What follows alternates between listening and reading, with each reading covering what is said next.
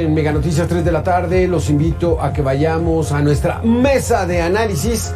Le doy la bienvenida a Roberto Saucedo Pimentel, activista en temas de transparencia.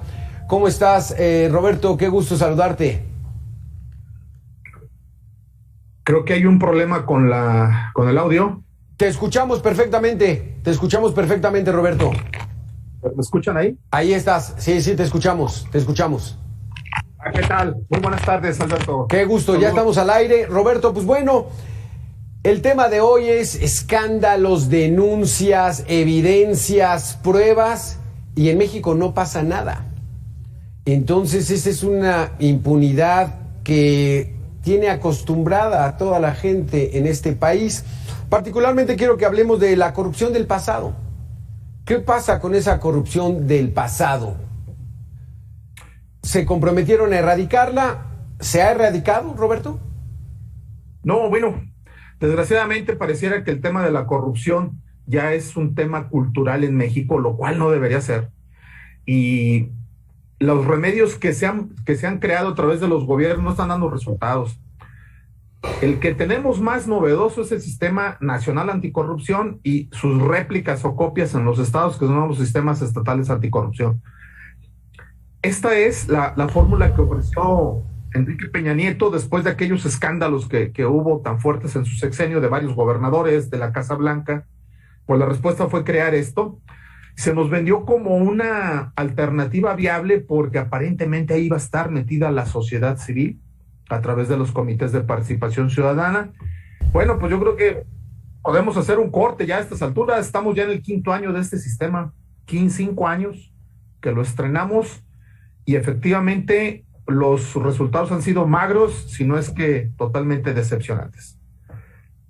Ahí, por ejemplo, Roberto, ¿cuál es el caso? Salen las evidencias, salen los audios, salen los documentos. ¿Qué es lo que está deteniendo el combate a la corrupción? ¿Una fiscalía que no es verdaderamente autónoma? ¿Un Congreso de la Unión que pues están involucrados y defienden sus intereses? ¿Qué es lo que pasa, Roberto? Creo yo que la falta de autonomía real en los órganos que fueron creados para combatir este flagelo es lo que nos está faltando. ¿Qué tenemos para combatirlo? Estamos ya excedidos de instituciones para este fin. Tenemos fiscalías especiales anticorrupción, tenemos órganos de fiscalización, tenemos contralorías municipales, tenemos la contralorías a nivel estado, que son las secretarías, en el caso de Guanajuato, la Secretaría de la Transparencia. Tenemos una Secretaría Federal, que es la Secretaría de la Función Pública. Sí, tenemos todo este engranaje. Pero, ¿qué está ocurriendo? Que al momento de que se deben de tomar las decisiones, hay que consultar con las autoridades políticas. No hay una autonomía plena. En el caso de las contralorías municipales, que es con las que debo de mencionar que es con las que más se trabaja a nivel de activismo social, estas contralorías, los contralores siguen al día de hoy siendo subordinados del alcalde en turno. Es decir, el alcalde es el que sigue mandando, sigue ejercitando un poder sobre los contralores, y ahí tenemos una falla en la autonomía. En el caso de la Contraloría Estatal o la Contraloría Federal, que es Transparencia, Secretaría de Transparencia en el caso de Guanajuato, Secretaría de la Función Pública a nivel federal, dependen del gobernador y en el caso de la federal del presidente. Entonces, ¿cuándo hemos visto que un subordinado pueda fiscalizar y sancionar a un superior jerárquico? Pues nunca, no lo vamos a ver. En los órganos de fiscalización superior, como en el caso de Guanajuato, que es precisamente se denomina Auditoría Superior, en el caso de la Federación, estos órganos dependen de los congresos. ¿Y qué es lo que está pasando con estos órganos que son técnicos y que son para auditar cuenta pública? Es el ala fiscalizadora de los congresos, ya sea estatal o federal. Bueno, también tienen un control político. Los titulares de estos organismos los designa el propio Congreso. En el caso de Guanajuato, tenemos ya un auditor superior que ya va por su 2º periodo y fue elegido por la mayoría panista. En el caso de la Federación, va a ocurrir, si no es que ya ha ocurrido este fenómeno de que el titular de este órgano debe estar en sintonía con la mayoría que controla el Congreso. Entonces, si observamos, ahí también tenemos otra vez un control político sobre un órgano técnico. Claro. Y finalmente, las procuradurías o fiscalías. En el caso de Guanajuato tenemos un fiscal anticorrupción que está subordinado al fiscal general. Entonces, desde ahí, este fiscal anticorrupción no se manda solo, aunque en el decreto que en el que se creó esta institución se establecía que sería un organismo con cierta autonomía.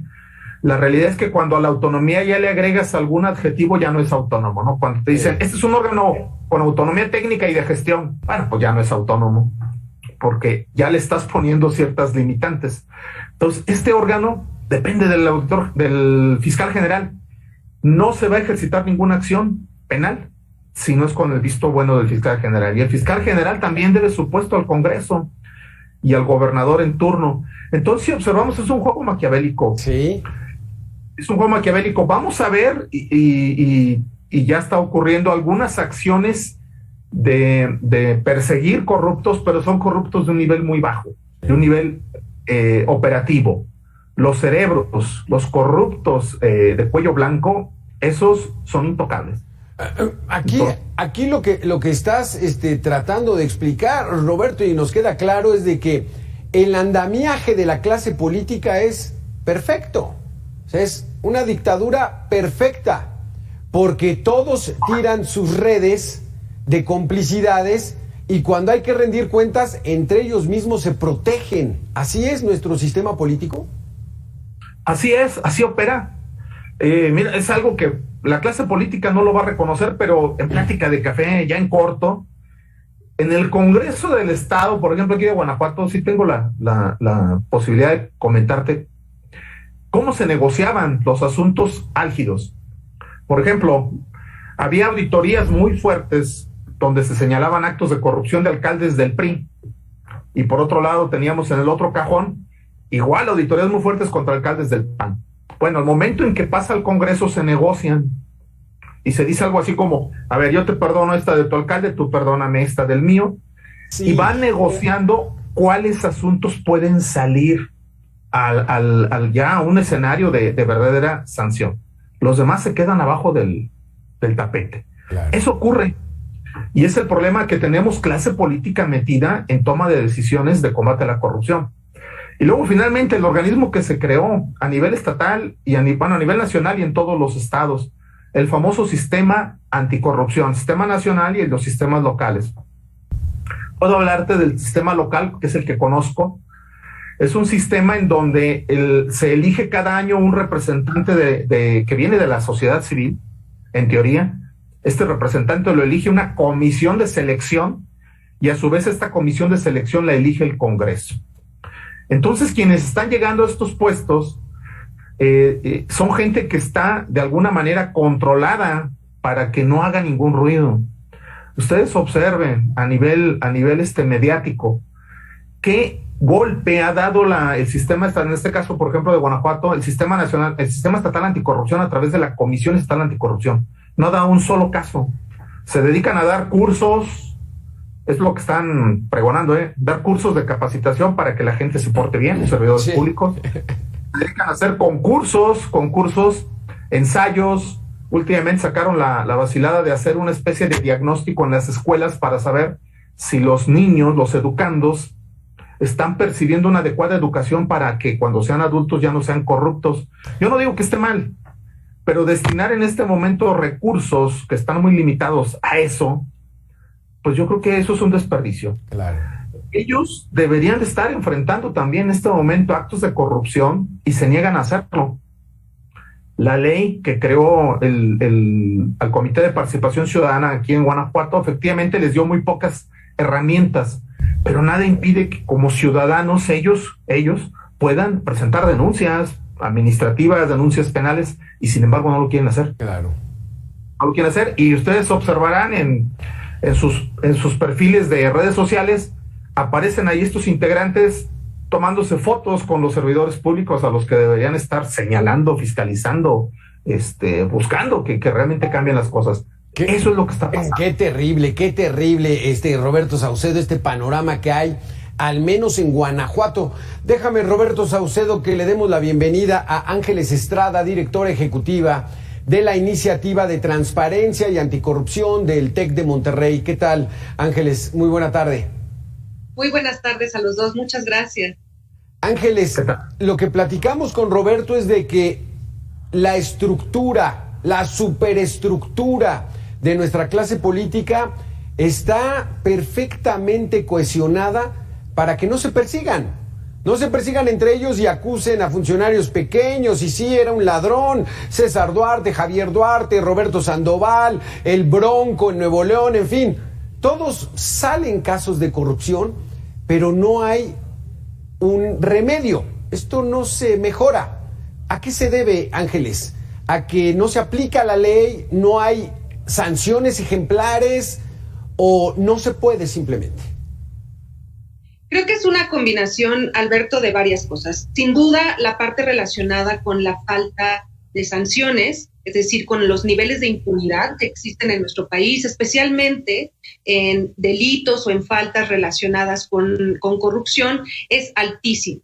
Pero aunado a eso, también tenemos que incluir la parte de la captura que existe de diversos órganos que tendrían que funcionar como fiscalizadores o como revisores de la función de quienes están ejerciendo la administración pública. Varios de estos actores forman parte de lo que actualmente es el Sistema Nacional Anticorrupción. Sin embargo, muchos de estos actores, si no es que la mayoría de ellos, son elegidos, son parte, digamos, de la estructura que cada administración ejecutiva incluye cuando entran al poder. Entonces, es muy complicado exigirle a los servidores públicos que son subordinados del presidente, que se pongan a investigar a los hijos del presidente o a quienes conforman sus grupos cercanos de política y también dentro dentro de la propia administración pública. Entonces, Roberto, porque aquí salen las evidencias, el sentido común, la sabiduría del pueblo, pues inmediatamente identifica, oye, eso está muy extraño. O sea, ahí hay dinero de por medio. Y entonces se politiza. El problema es nuestra clase política, que me voy a atrever a decir lo que es así como una gran mafia, o de qué se trata, Roberto, porque ahora van sobre funcionarios del exgobernador José Rosas Aispuro allá en Durango. Un desvío de 1,500 millones de pesos. ¿En serio un boquete de ese tamaño? ¿No se dieron cuenta que existían los congresistas, la fiscalía, el órgano anticorrupción? ¿O qué pasa ahí, Roberto? Bueno, lo que estamos observando cuando cae algún gobernador es prácticamente una especie de ajuste de cuentas, y se da sobre todo, si ustedes observan, cuando hay un cambio del partido político en el poder. Es decir, si tenemos la inercia de que llega alguien de la misma camarilla del gobernador en turno, o del alcalde en turno, del presidente en turno, difícilmente va a haber alguna consecuencia legal. Pero esto no ocurre cuando hay un cambio en el partido, en el poder, que esto no necesariamente es bueno, porque lo que estamos observando es que es una procuración de justicia, en este caso, reactiva, y tiene su explicación también en este cambio de partido político. Esto no debería ser. Entonces, sí hay un mal diseño institucional. Yo creo que sí vale la pena voltear a ver otros países. Aquí en Guanajuato, por ejemplo, les comento, ¿no? Cuando inició el sexenio, ahorita llevamos 4 años, cuando se inició este sexenio de Diego Sinue, él volteó a ver a Singapur como un ejemplo de desarrollo, de ser un país con altos índices de corrupción y subdesarrollado. Bueno, pues hoy es una potencia. Y se fue a viajar allá a ese país y se trajo algunos consejeros para que dieran cursos, etcétera. Pero, y tratar de replicar un poco el modelo, cosa que no es posible porque allá es un país, aquí es un estado. Pero bueno, ¿qué es lo que observamos como un dato histórico en aquel país? Pues tuvieron un dictador que cambió precisamente esta dinámica. Un dictador que pues allá tiene un reconocimiento social porque convirtió ese país en lo que es hoy, pero ese dictador pues llegó incluso a establecer penas severísimas para quien fuera corrupto. Bueno, pues quizá valdría la pena que en México no vamos a llegar a esos extremos, pues, pero si tuviéramos un sistema en donde efectivamente se garantizara que quien se excede en el ejercicio de sus funciones, quien se enriquece a costa del pueblo, sea quien sea, efectivamente se le sancione. Y para eso es necesario hacer a un lado a la clase política y crear organismos totalmente autónomos en el ejercicio de sus atribuciones y con las herramientas jurídicas para poder actuar sin pedirle permiso a los políticos. Porque, Ángeles, dice Roberto, hay un mal sistema, pero yo creo que hay un muy buen sistema para ellos, Roberto, porque lo traen diseñado de tal manera que logran una impunidad que todos lo vemos y en los estados se ve, oye, qué casota se compró el gobernador ya tiene casas en el extranjero. O sea, el dinero se ve, el dinero no se puede ocultar. Pero ¿qué tendremos que hacer, Ángeles, para acabar con esto? Pues, Alberto, yo creo que también está la parte vinculada al servicio profesional de carrera. En México tenemos una práctica común relacionada con que especialmente las cabezas vinculadas a ciertas secretarías de Estado son seleccionados por dedazo del presidente o del gobernador o del presidente municipal, y yo creo que hay algunas entidades y dependencias que tendrían que aplicar al pie de la letra el servicio profesional de carrera. ¿Y qué quiere decir esto? Que haya gente que esté capacitada desde el primer momento en el que entra a trabajar a esa secretaría y que vaya subiendo en el escalafón de la secretaría o de la entidad conforme lo van estableciendo la normatividad y la legislación. Eso ayudaría mucho a poder limitar el poder que tienen los ejecutivos dentro de algunas secretarías y algunas entidades y dependencias. Ahora bien, también es importante mencionar pues esto que mi colega señalaba, traer o intentar traer soluciones internacionales y aplicarlas como si fueran un patrón aquí en México, no ha funcionado. En México tenemos cierta institucionalidad, cierta historia, cierta cultura, ciertas prácticas que responden a nuestra forma de entender la corrupción y de vivir la corrupción, que es muy distinta a cómo se vive en otros países. La solución tiene que salir de aquí y por supuesto que podría salir. Híjole, pues ese asunto lo veo yo como hasta ideal, es como hasta utópico, porque tenemos de director de Pemex a alguien que es agrónomo, a quien secretaria de Educación, a quien era activista en servicios sociales. Qué caray, pero bueno, con tanto escándalo, aquí no pasa nada. Y estuvieron muy interesantes, se nos acaba el tiempo, Roberto Saucedo, y te agradezco muchísimo también que hayas estado con nosotros, Ángeles Estrada. Vamos a seguir machacando en esto para que la gente empiece a tratar de entender que esto tiene solución, indudablemente. Ahorita a corto plazo, pues no se ve, pero tarde o temprano vamos a tener un país con poca corrupción. Ya no digamos sin corrupción, con poca corrupción. Ese sería el sueño. Gracias, Ángeles. Gracias, Roberto. Muy buena tarde a todos.